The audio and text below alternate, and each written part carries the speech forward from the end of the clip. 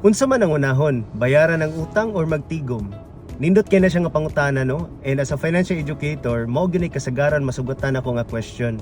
Labi na kanang magtudlo na ta nga magtigom na sila, mag-invest na sila, and kasagaran tubag sa kuha, unsa may akong ika-save, unsa may akong ikatigom nga daghan mo kog utang. Pwede ba nga unahon ako bayad akong mga utang, and kung ma-fully pay na akong mga utang, adisir na ako magtigom. So mura siyang nindot nga solusyon, mura siyang mo make sense nga bitaw, no, bayaran sa ang utang kay kung wanay utang makatigom na. Pero kung imong analyson, actually ang tubag gyud ana nga pangutana, kung unahon ba ang utang or unahon ba ang tigom, ang pinakatubag gyud ana is dili nimo unahon ang utang, di sa nimo unahon ang tigom, but dungano nimong sulbad ang duha.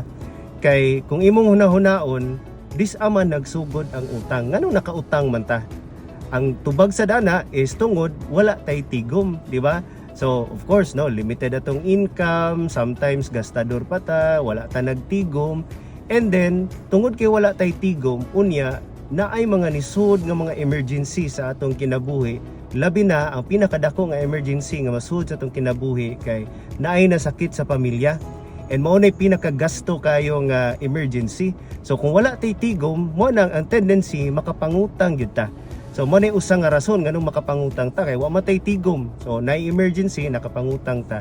So mo na nga kung imong i-base sa karon nga situation nga naa na kay utang, wala kay tigom, ya bayran nimo una imong utang, ya hapit na uta na ma-fully pay, naa na sa nisud nga emergency. Remember wala kay tigom.